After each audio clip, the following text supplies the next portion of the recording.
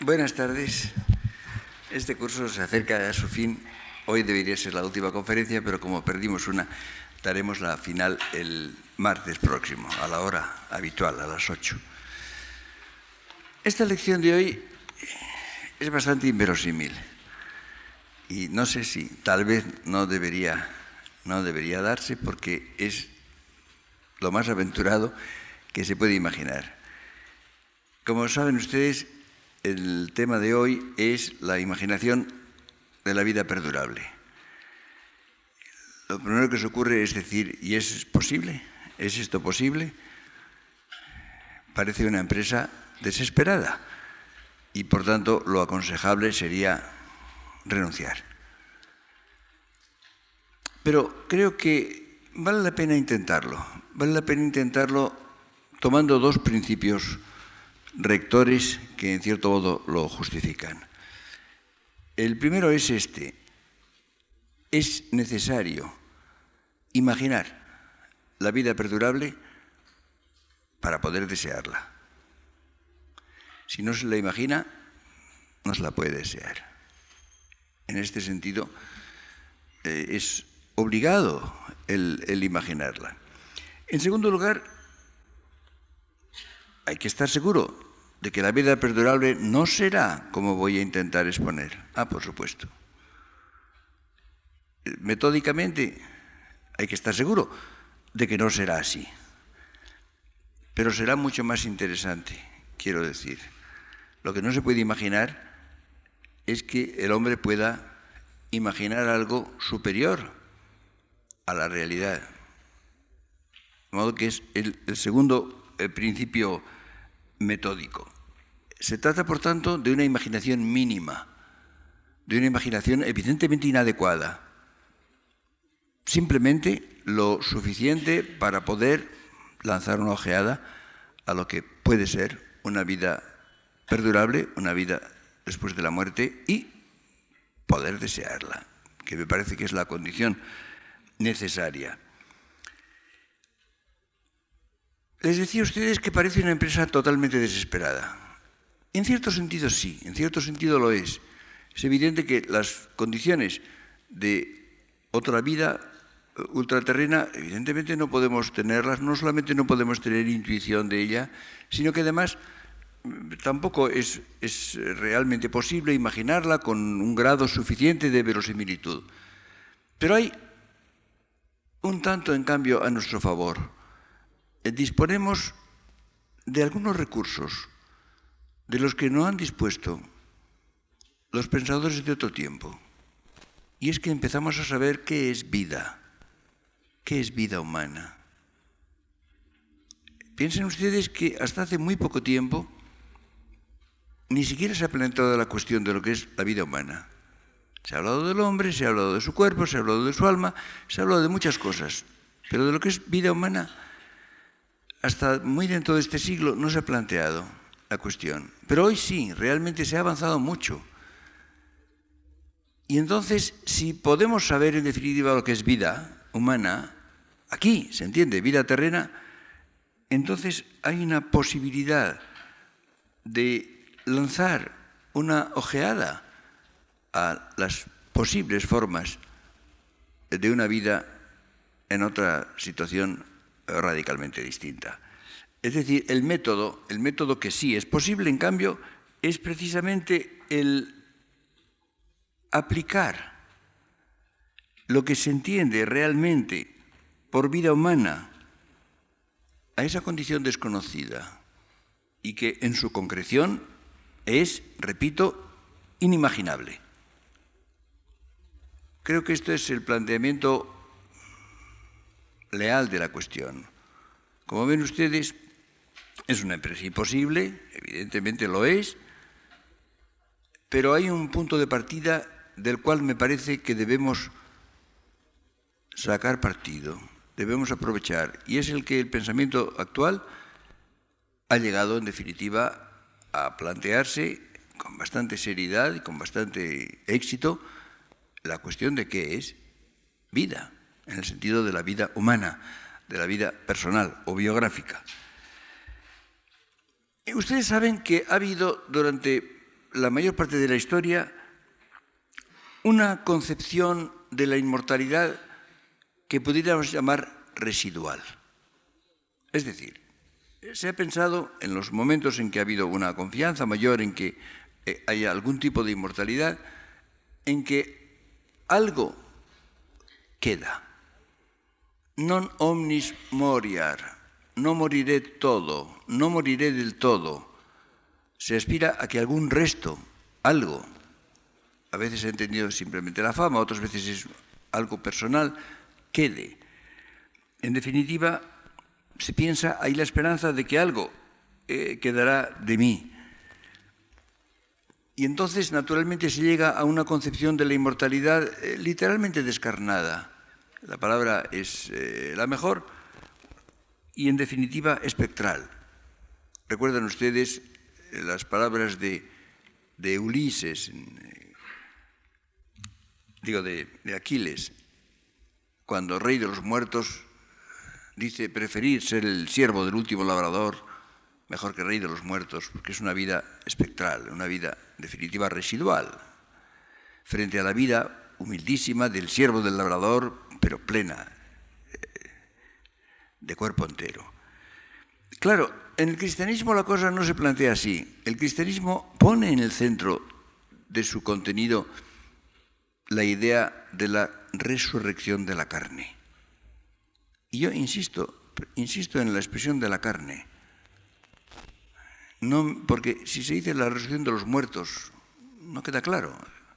Los muertos podrían resucitar de muchas maneras, ¿no? Pero el cristianismo dice la resurrección de la carne. Y evidentemente se trata sobre todo de la resurrección de Cristo, que es la prueba, el testimonio, el fundamento de la esperanza de la resurrección, que resucita en su carne, con sus heridas que se pueden tocar, etc. No olviden ustedes que hay los dos conceptos también capitales dentro del cristianismo de la ascensión, que Cristo por su propio poder, con su corporeidad íntegra, asciende a los cielos, y hay el concepto de la asunción de la Virgen, que es asumida no por su propia virtud, sino evidentemente por la acción divina. Pero en definitiva, como ven ustedes, en el cristianismo aparece una noción carnal, una noción de inmortalidad que está acompañada de la resurrección de la carne, con lo cual evidentemente desaparece esa condición que llamaba yo residual o, si ustedes quieren, espectral. Es decir, se trata de una vida corporal y de una vida mundana.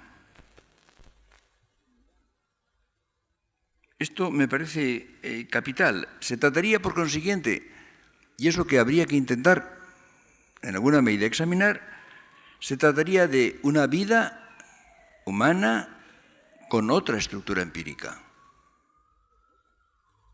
Pero, en definitiva, con una estructura empírica también. Otra. Todo lo otra que ustedes quieran. Esto me parece capital.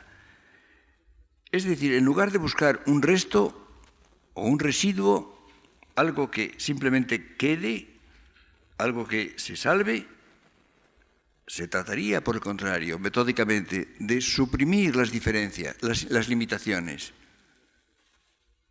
y de buscar una dilatación de la vida.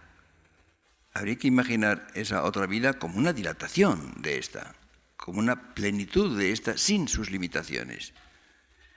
Esto me parece capital. Ahora, lo que ocurre es que el pensamiento arrastra desde Grecia un inveterado sustancialismo, que a última hora es materialismo también, ¿no? Esto es claro. Y entonces, esto ha impedido el trasladar precisamente los caracteres de la vida como tal, que no se ha pensado, hasta hace muy poco tiempo no se ha pensado la vida con conceptos adecuados. Y en eso es donde creo que podemos hacer pie. El único punto de apoyo que tenemos para la empresa desesperada que estoy intentando ante ustedes es precisamente eso, que hoy se poseen por primera vez en la historia los recursos para entender qué es vida, en el sentido de vida humana, vida biográfica. Ustedes saben, por ejemplo, que los teólogos han hablado largamente de la resurrección y han hablado de los atributos del cuerpo glorioso. Cuerpo glorioso, del cual el único ejemplo del cual hay una referencia es Cristo resucitado, ¿no? Y los teólogos han considerado que hay ciertos atributos del cuerpo glorioso, a diferencia del cuerpo mortal, del cuerpo tal como lo tenemos en este mundo, que es la impasibilidad, la sutileza, la agilidad, la claridad. Son 4 espléndidos conceptos, realmente refulgentes. Si los pensamos un poco en serio, son admirables. Pero, sin embargo, la teología no ha hecho mucho uso de estos espléndidos 4 conceptos como 4 gemas que no se han utilizado. Y no se han utilizado porque precisamente no se han puesto en juego en conexión con la vida, como tal vida, con los atributos que encontramos en la vida humana y que tienen de alguna manera que reaparecer si se trata de vida personal, de vida humana. Hay ciertas condiciones. No olviden ustedes que el método que utiliza nuestro pensamiento para hacer lo que llamamos la teoría general de la vida humana, recuerden ustedes, es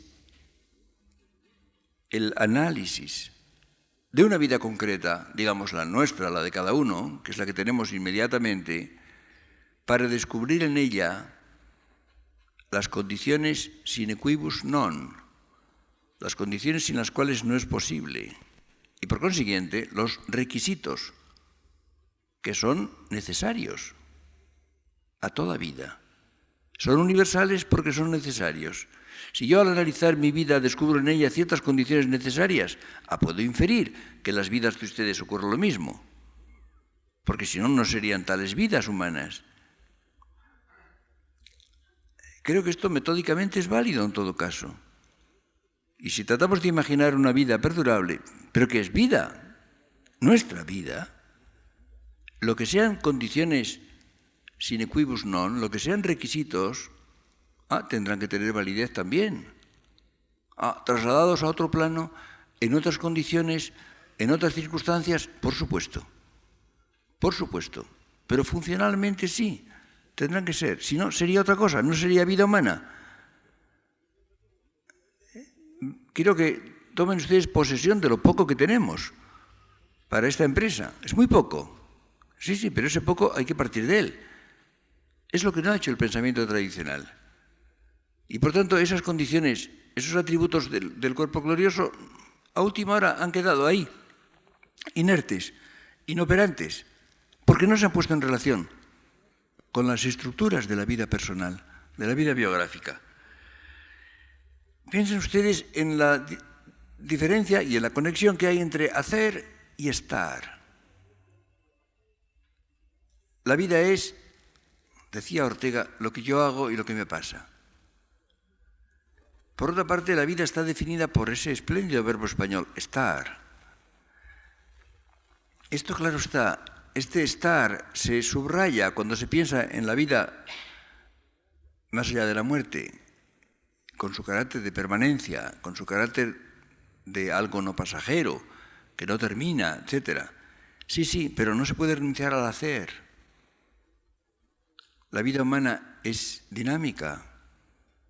Es hacer algo, consiste en hacer algo. Vivir es tener que estar haciendo siempre algo. Este hacer puede ser distinto, se pueden hacer otras cosas, pero hay que conjugar el hacer con el estar. Es decir, hay que tratar de salvar la acción sin la pérdida de la realidad. Y esa acción en que consiste la vida humana, en cierta medida es sucesiva. Hay una sucesión. Hay que huir de toda concepción estática, que sería como una especie de fijación o congelación, la gran tentación, cuando se imagina otra vida. Para que esto sea más claro, vamos a tomar la forma extrema. La forma extrema son las edades. La vida humana es sucesiva, es una sucesión de momentos, muchos momentos, pero con articulación, están articulados. Y esa articulación es fundamentalmente la de las edades. Se es niño, varios niños, varias fases de niñez, naturalmente, después se es adolescente, luego se es joven, después se es adulto, después se es maduro, después se es viejo. Hay una serie de edades sucesivas y excluyentes. Es decir, se excluyen unas a otras. Cuando se tiene una edad, no se tiene otra. Las edades se van reemplazando, van siendo sustituidas. Y he comentado muchas veces cómo, por ejemplo, cuando los padres tienen un hijo, ese hijo va creciendo, los padres se alegran de que crezca, ven crecer con alegría al hijo, pero al mismo tiempo pronto empiezan a echar de menos al niño pequeño. Al niño de unos meses o al niño de un año, cuando tiene 2, cuando tiene 5, después sí, pero ya echan de menos al de 3 y después luego le sale bigote y está bien, pero echan de menos al que fue pequeño. Esto a veces se resuelve teniendo otro niño, pero en fin, esto no se puede repetir indefinidamente. Es decir, evidentemente es un elemento doloroso el hecho de la sucesión de las edades, la exclusión de ellas.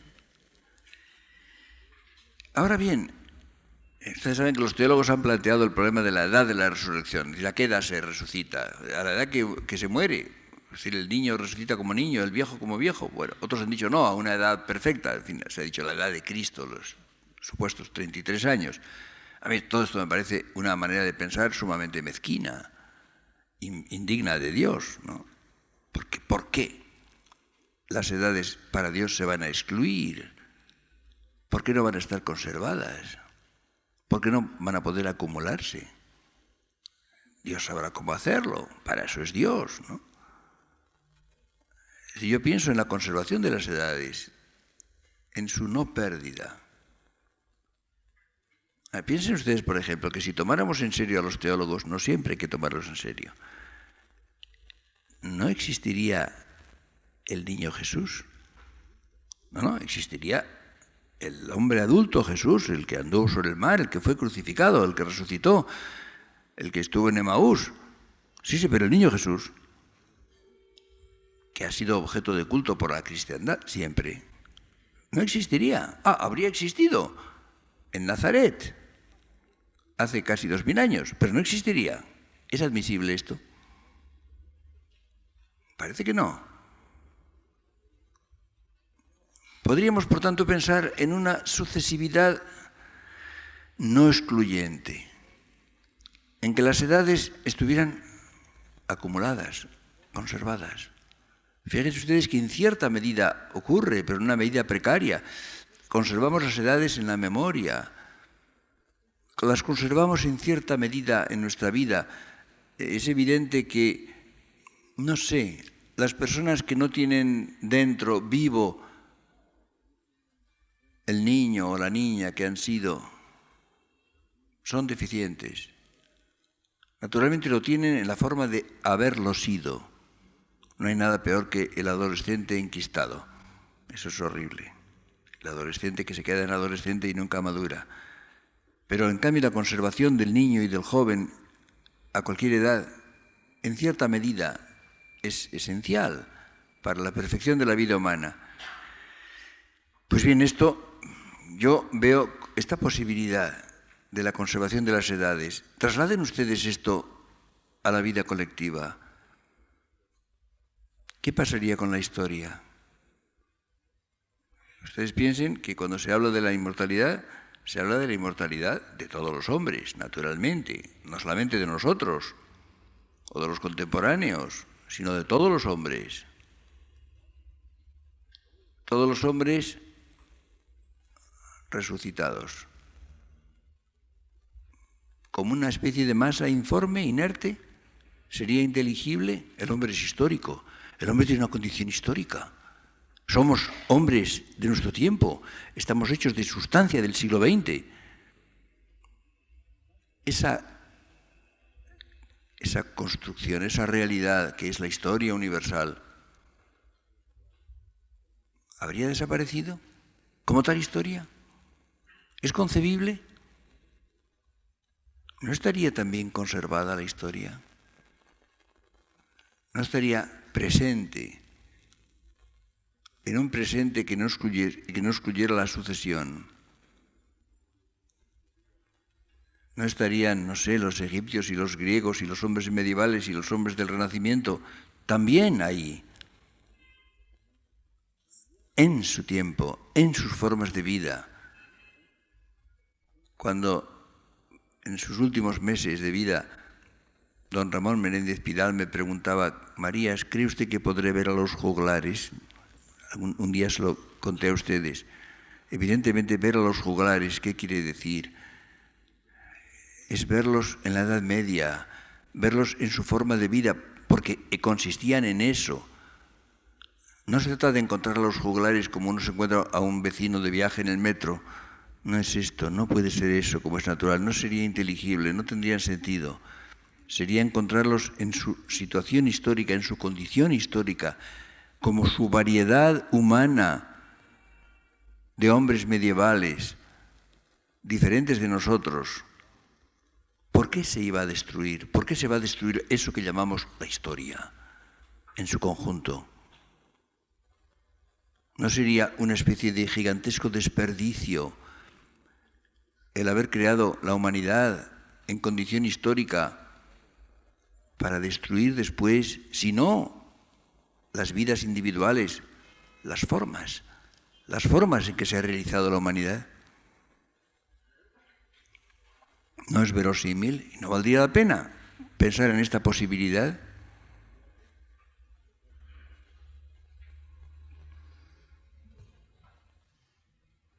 Habría, por tanto, diríamos, una coexistencia de las diferentes generaciones que se han sucedido en un despliegue temporal que al mismo tiempo tendría lo que no pudo tener, tendría esa simultaneidad de lo real, de lo que no es meramente pasado. Pero me parece fundamental evitar toda idea estática, toda concepción estática, porque la vida humana no puede ser estática, es que no lo es. Hay que introducir, en cambio, una concepción argumental, que es la que pertenece a la vida humana. La vida humana es argumental, tiene argumento, es dramática. No puede existir una vida que sea humana si no tiene sus atributos, en ningún caso. Ustedes saben, por ejemplo, que los teólogos han insistido siempre en que el premio de la otra vida y la condición suprema, evidentemente, de la otra vida es la contemplación de Dios. Es lo que llaman los teólogos la visión beatífica de Dios. Sí, evidentemente, claro. Y se dice, y lo dice San Pablo, por ejemplo, que será, así que vemos en este mundo a Dios en un espejo y en un enigma. Y en la otra vida esperamos verlo cara a cara. ¿Quiere decir esto? ¿Puede querer decir esto una visión, diríamos, instantánea y sin más? No parece. Más bien habría que concebirlo como una empresa infinita, inagotable, capaz de llenar una vida, como llena nuestras vidas la contemplación de la realidad, y especialmente humana.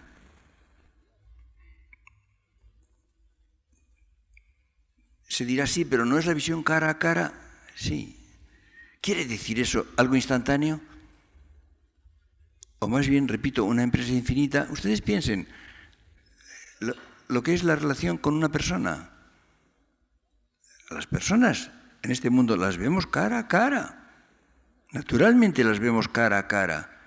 Pero ¿hemos terminado de verlas? No terminamos nunca de verlas. A una persona la podemos estarla mirando siempre, toda la vida. Nunca acabamos de verla. Justamente asistimos a esa persona vista cara a cara, físicamente, corporalmente, Nunca terminamos. Esa persona acontece ante nosotros y nosotros acontecemos ante ella. Es decir, no hay ninguna instantaneidad en la visión, justamente en la visión personal. Podemos terminar de ver una piedra preciosa, podemos terminar de ver un paisaje, podemos terminar de ver un cuadro. No terminamos de ver a una persona si la vemos personalmente. Hay una inagotabilidad relativa, inagotabilidad de la persona finita, de la persona creada. ¿Es que la visión cara a cara de Dios excluye eso? Al contrario, lo exige. Sería una empresa, repito, inagotable, sin limitación, en la cual se podría avanzar interminablemente, para siempre. Lo cual, evidentemente, introduciría, una vez más, el argumento. Hay que evitar una imagen de la vida perdurable que sea aburrida. El aburrimiento es lo peor de todo, ¿no? Y la imagen circulante, la imagen que suele darse, es bastante aburrida, bastante poco incitante. Hay que huir de eso, como del mismo diablo. Por otra parte, se dice que la vida humana, a veces se llama la vida eterna. La vida eterna, la palabra eterna es impropia, eterno no hay más que Dios. Ya saben ustedes lo que contestaba Galileo cuando le preguntaban si el sol era eterno. Decía, eterno no, ma ben antico. Bueno, el eterno no es solo Dios. Las realidades creadas pueden ser sempiternas. Es decir, pueden durar siempre. Pero no tienen ese carácter de no haber empezado nunca, ni ese carácter de la posesión simultánea y perfecta de la vida interminable. Esto es lo propio de Dios, no de ninguna realidad creada. Pero claro, esa condición sempiterna, esa condición perdurable, es decir, que dura y sigue durando y dura siempre, no se debe entender como intemporalidad. No. Habría que entenderla más bien como una supratemporalidad. Una supratemporalidad que estaría por encima del tiempo de este mundo, por ejemplo, en esa situación de exclusión de los presentes sucesivos, y que pienso yo, de alguna manera no debería excluir la cotidianidad. Pienso que la vida es cotidiana. La vida es primariamente vida cotidiana. Es que una vida que no lo fuera, en algún sentido, sería propiamente vida. ¿Sería propiamente nuestra vida? No olviden ustedes que se trata de eso, se trata de que esa vida perdurable sea nuestra vida. Lo siga siendo, en otras formas, naturalmente, con condiciones absolutamente superiores, sí, pero siga siendo nuestra vida. Consideren ustedes otro punto de vista, otra perspectiva, es la de las trayectorias. La vida humana se compone, he insistido muchas veces en ello, y en este mismo curso, de trayectorias en plural. Las trayectorias son múltiples. El hombre tiene muchas trayectorias, es como una arborescencia, o como una serie de caudales que se juntan en un río. Y esas trayectorias se realizan o no, se realizan más o menos. Algunas sí. Se van dividiendo, se fragmentan, a veces se desvían, se interrumpen, se abandonan, se frustran, a veces con violencia. Nuestras trayectorias, esa que luego llamamos la trayectoria principal, en definitiva no es más que una, incomprensible sin las demás. Y además la vida humana está afectada. Veíamos cómo la razón fundamental de que la felicidad sea imposible en este mundo es precisamente esa, la forzosa renuncia a muchas trayectorias. Pues bien, entre esas trayectorias las hay auténticas, otras no. Y tienen diferentes grados de autenticidad. Pues bien, se puede pensar que en la otra vida encontraran su realización las trayectorias auténticas, aquellas que no se han podido realizar. Ustedes fíjense que las hay incluso, tomen ustedes el ejemplo más claro y más elemental, ustedes fíjense una trayectoria truncada por un azar, truncada por un accidente, por ejemplo, por una enfermedad o por un accidente externo, ¿no? Ustedes piensen en una persona que tiene vocación de pintor y se queda ciego, vocación de músico y se queda sordo, vocación de bailarín y se queda cojo, etcétera, ¿no? Es un corte brutal de una trayectoria que puede ser auténtica y eso supone, evidentemente, una dosis de infelicidad. Y, naturalmente, sin llegar a ese extremo, hay innumerables trayectorias que no se realizan, que no se pueden realizar o que solamente se inician, se incoan. Pienso que estas trayectorias, lo mismo que se podrían conservar las edades sin exclusión, podrían realizarse y cumplirse las trayectorias auténticas, lo que verdaderamente se ha querido ser, lo que verdaderamente se ha querido hacer y no se ha podido. Esta sería justamente la forma de la plena felicidad. Esta sería la condición propia. Es decir, el conjunto de todas las trayectorias auténticas compondría la trama de la vida perdurable. Y naturalmente esta sería al mismo tiempo la verdadera conexión con la vida personal, con el quién de cada uno, definido por sus proyectos. ¿Recuerdan ustedes cómo insistía yo el otro día en que lo fundamental es la idea de la muerte conexa con la vida? Pues bien, precisamente la conexión de la otra vida imaginable, de la otra vida posible, estaría precisamente en el cumplimiento, en la realización de las trayectorias auténticas, de lo que han sido los verdaderos proyectos de cada uno. Esa sería precisamente la conexión. Ahí es donde estaría la culminación, el efectivo cumplimiento de lo que ha sido, de una manera frustrada, incompleta, incoativa, etcétera, la vida en este mundo. Como ven ustedes, parece como un postulado legítimo y perfectamente imaginable esta condición. Hay que pensar, sobre todo, si se trata de pensar en la inmortalidad, hay que pensar en los hombres y mujeres, insisto en mujeres porque son dos formas de vida muy distintas, ¿no? Concretos, corrientes y molientes, que han puesto sus vidas a ciertas cartas, en cada caso particular, que han tenido ciertas ocupaciones, ciertas relaciones, ciertas esperanzas individuales, cada uno las suyas. Cuando los teólogos lo reducen todo a la visión beatífica de Dios, bueno, está muy bien, pero tienen la tentación de convertir a todos los hombres en teólogos. No lo somos.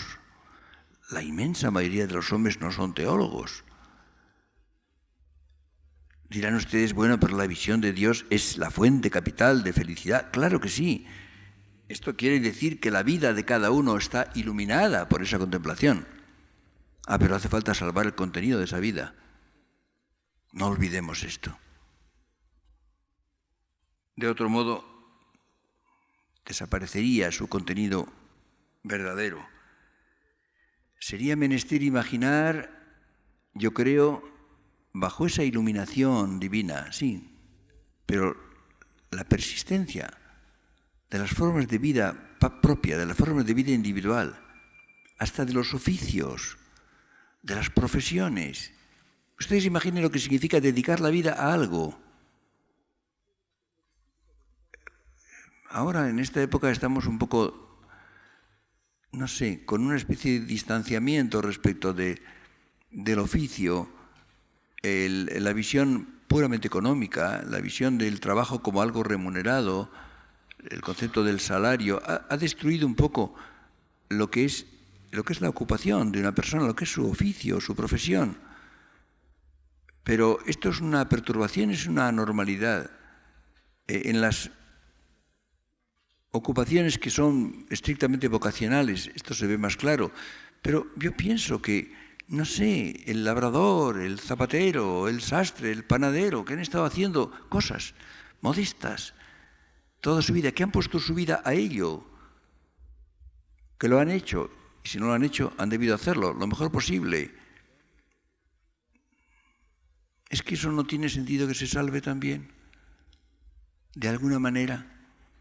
No se puede imaginar, diríamos, el equivalente de los quehaceres humanos también trasladados a otra situación, pero con una equivalencia. Si hemos de pensar en una vida rigurosamente nuestra, rigurosamente personal, hay que entenderla. Las vidas de los hombres y mujeres se definen por sus contenidos. Esos contenidos no se puede prescindir de ellos, porque es una abstracción entonces. Cada uno de nosotros ha tenido una vida dedicada a algo, dedicada, consagrada, piensen ustedes. En eso consiste. No se puede renunciar a eso, no se puede prescindir de ello, porque entonces queda abstracta, exangüe, reducida a un esquema. Esto me parece capital. Claro, haría falta imaginar la transformación de los menesteres de esta vida en la otra. No es fácil, no me atrevo a hacerlo, sobre todo en su detalle, pero habría que hacerlo. Porque de otro modo, si no lo hacemos, entonces el hombre o la mujer no se sentirían ellos mismos. Ellos mismos. Recuerden ustedes cómo la condición fundamental de que exista verdaderamente la inmortalidad es que sea la de nosotros mismos. ¿Recuerdan ustedes cómo les decía la idea de la reencarnación, de la cual no tenemos ni idea? Si hubiéramos tenido otras vidas de las cuales ni me acuerdo ni sé nada, no quiere decir nada. Si yo me fuera a reencarnar luego en algo, esto no tendría ningún sentido. Pues en un grado menor, si el contenido de la vida se evaporara, se desvaneciera, quedara simplemente una especie de esquema común, se perdería lo sustancial de la vida humana y, por tanto, no sería una verdadera inmortalidad, no sería una inmortalidad rigurosamente personal. Fíjense ustedes que al decir inmortalidad personal, no tratamos solamente de decir es la inmortalidad del yo. No es eso, es que no es el yo, es yo. Es la inmortalidad de mí, con su contenido argumental, con su contenido dramático, con sus ocupaciones, con su tiempo, con la integridad de lo que nos constituye, lo que hace que seamos cada uno quien es. Todo esto es lo que sería menester que se salvara, transmutado, trasladado a otro plano, transfigurado, lo que ustedes quieran. Lo mismo que el cuerpo será un cuerpo glorioso, sí, pero este cuerpo. Recuerden ustedes aquella inscripción del cementerio de Mayona en Bilbao, que Unamuno la citaba tantas veces. Son unos versos bastante ramplones, pero tienen sentido. Aunque estamos en polvo convertidos, en ti, Señor, nuestra esperanza fía, que volveremos a vivir vestidos con la carne y la piel que nos cubría. Sí, son unos versos bastante ramplones, no son buena poesía, por supuesto. Sí, pero van al fondo de la cuestión. Pues bien, esto no lo limitemos al cuerpo, a la carne y a la piel, no, y la vida, el contenido de la vida. Ustedes piensen, por ejemplo, en general se usa muy poco la imaginación para todo esto, es curioso. Ustedes imaginen, por ejemplo, que piensen ustedes que nos encontráramos en el otro mundo. Si esto no se conservara, todas estas cosas que acabo de enumerar, ¿es que reconoceríamos a nuestros prójimos? No a los juglares, a ustedes, que estamos aquí juntos. Es que no reconoceríamos. Evidentemente, si hay verdadera inmortalidad, nos tendríamos que reconocer como tales. Y por tanto tendríamos que trasladarnos con lo que es nuestra realidad. nuestra realidad auténtica, nuestra realidad, si quieren ustedes, depurada, despojada de las adherencias falsas, de lo que hace que no seamos realmente nosotros. Ah, pero lo que somos nosotros sí. Ah, por supuesto, por supuesto. Piensen ustedes en las relaciones personales. Hemos insistido largamente en que son la fuente capital de felicidad. Será menester que se conserven sin pérdida, sin los elementos negativos que tienen, intensificadas. Piensen ustedes que la circunstancia humana es lo más propio que tenemos. La circunstancia física, las ciudades, el paisaje, la historia, todo eso es muy importante. Pero la circunstancia humana, las personas que componen nuestra circunstancia, eso es lo que verdaderamente cuenta para nosotros. Es lo más valioso. Es justamente aquello que está entretejido con nuestros proyectos. Es inseparable de nuestros proyectos y, por tanto, de lo que somos, del yo proyectivo que somos. Es decir, es lo que constituye la sustancia personal de nuestra vida. Haría falta, por consiguiente, una persistencia y una depuración según precisamente la autenticidad, lo cual establecería una escala de jerarquías de autenticidad. Ustedes piensen, por ejemplo, es un tipo de imaginación a la cual los invito. Ustedes piensen si les parece, en definitiva, deseable una vida perdurable en la cual no tengan ustedes a unas cuantas personas. ¿A cuáles? Esta es la cuestión. La verdad es que si la mayor parte de los humanos nos podemos pasar bastante bien. No nos preocupa mucho la idea de no encontrarlos. Algunos incluso nos aliviaría la idea de no encontrarlos. Pero algunos no. Hay algunas personas que nos parecen irrenunciables, sin las cuales no nos parecería tan feliz esa vida. Ahí tienen ustedes un criterio. Un criterio para aplicarlo por lo pronto en este mundo, ¿no? Si ustedes imaginan a quienes necesitamos esa imagen, esa pregunta tan tonta de todas las revistas ilustradas, ¿qué libro se llevaría usted a una isla desierta? A lo mejor no se tendría ganas de leer, yo qué sé. Pues bien, habría eso. Es decir, ¿qué personas necesitan ustedes para la otra vida? Esa pregunta es capital. Pero es válida, es absolutamente válida. Y por consiguiente, condiciona la imagen que podamos tener de ella. Yo creo que si esto se tuviera realmente presente, si actuara de una manera eficaz, de una manera operante en nuestra vida,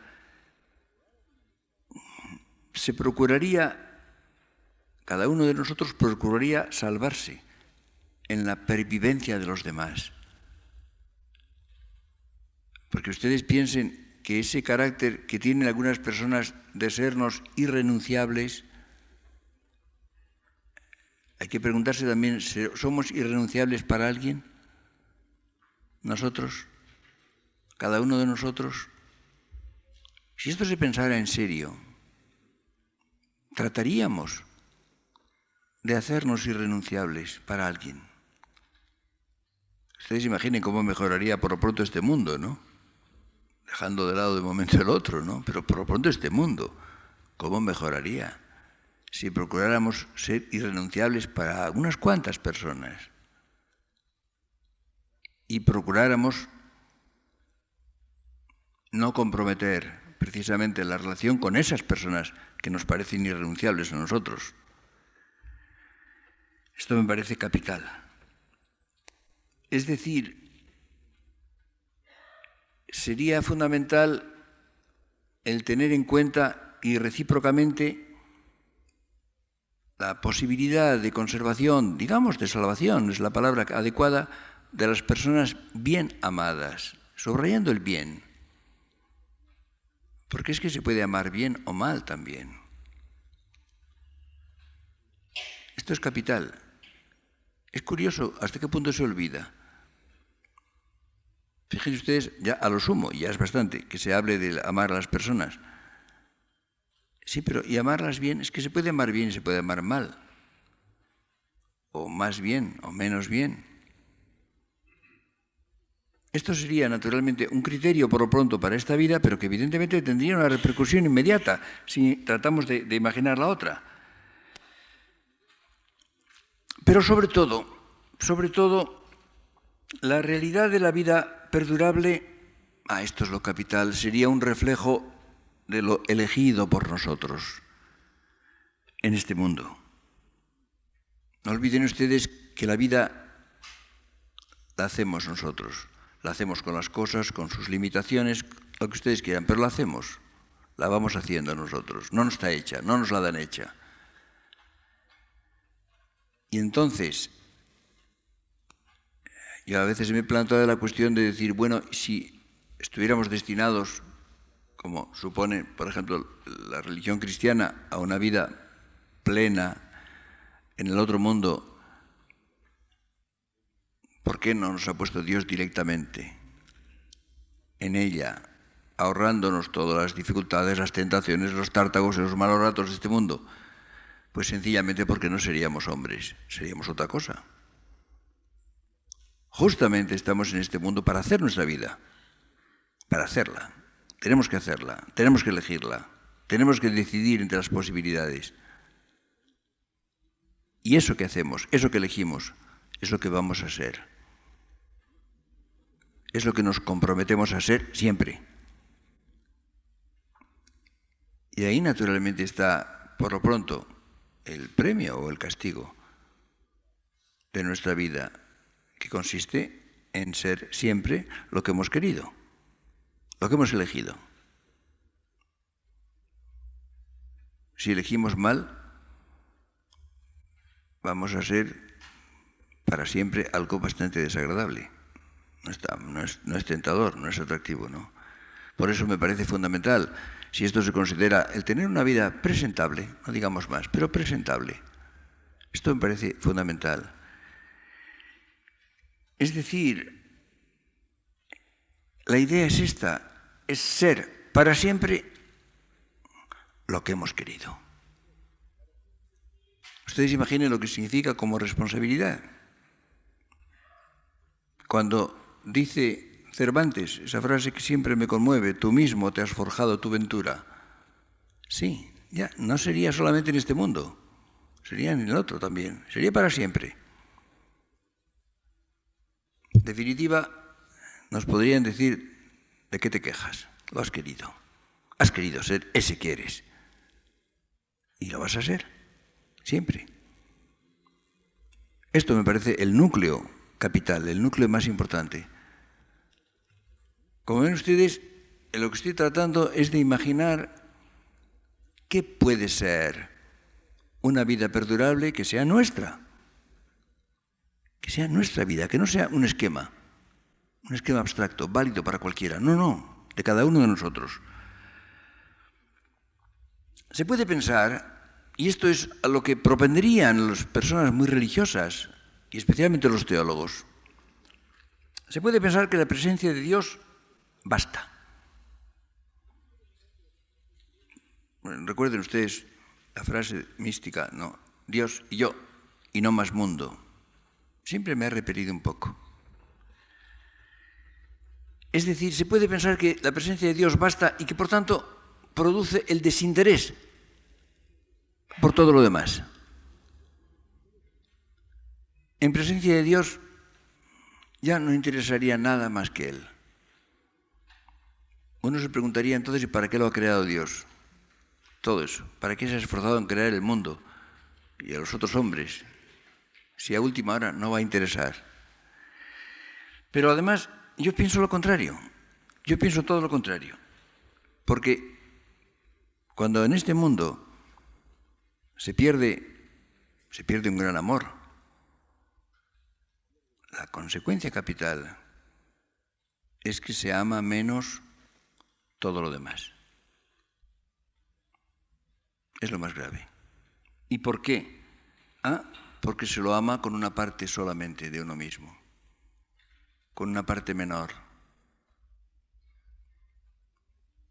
Y entonces, evidentemente, se ama mucho menos. Se ama desde una mutilación, desde una realidad mutilada. Claro, análogamente, a la inversa, podríamos pensar que el amor de Dios intensificaría nuestra realidad de tal manera que con ella se multiplicaría el amor precisamente a las criaturas, que serían mucho más amadas que antes y nos interesarían incomparablemente más, precisamente porque estaríamos rebosantes del amor de Dios a nosotros y del amor nuestro a Dios, las dos cosas. Esto me parece también capital. Como ven ustedes, no se trata, por supuesto, de disminuir el valor de esa presencia de Dios, no. Es considerarla como algo no excluyente, sino algo multiplicador. Piensen ustedes, por ejemplo, cómo el cristianismo tiene buen cuidado de advertir que el cristiano ama a los prójimos más que el hombre que no lo es, precisamente porque ama a Dios. ¿Vamos a imaginar que ese amor en plenitud de presencia vaya justamente a tener efectos contrarios? Es totalmente inverosímil. Es decir, desde Dios amaríamos más que nunca, en forma de posesión plena y sin exclusiones, a las personas amadas. Por tanto, el efecto sería literalmente contrario del desinterés. Por eso nunca me ha parecido buena norma, una norma en la vida religiosa, en la práctica de la vida religiosa, que es la práctica del despego. Siempre me ha parecido un error.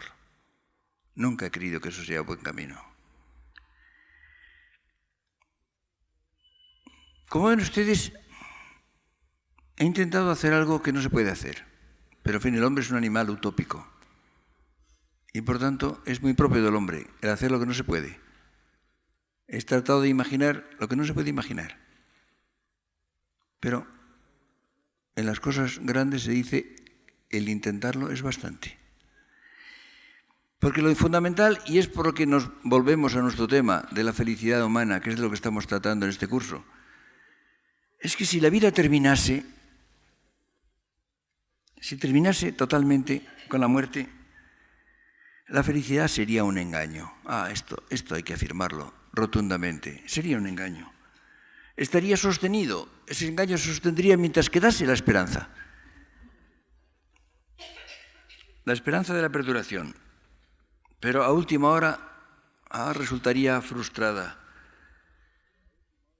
Es decir, se iría poniendo la vida en cosas, en empresas, en personas destinadas a desaparecer con nosotros.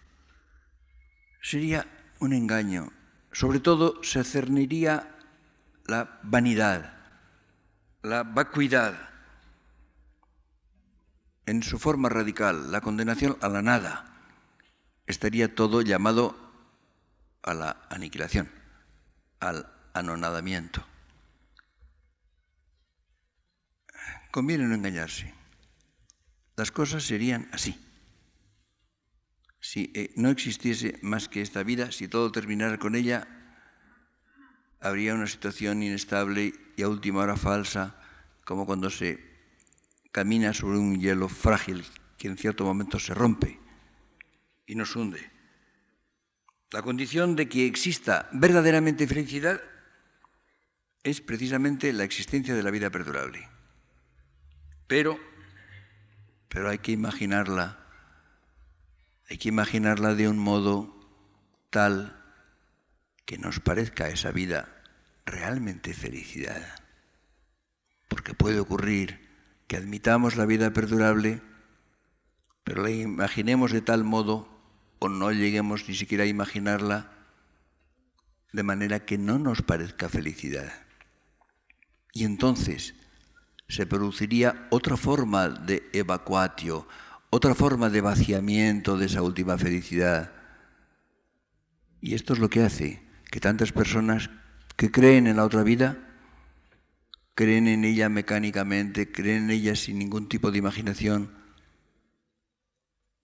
con desinterés, sin apetencia, sin gana, sin deseo, no digamos sin impaciencia.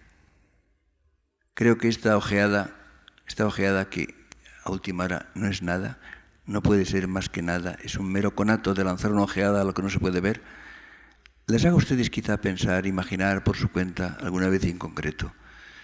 El próximo martes pondremos en relación la felicidad con un tema, me parece, capital, más claro, más accesible, que es la ilusión. Muchas gracias.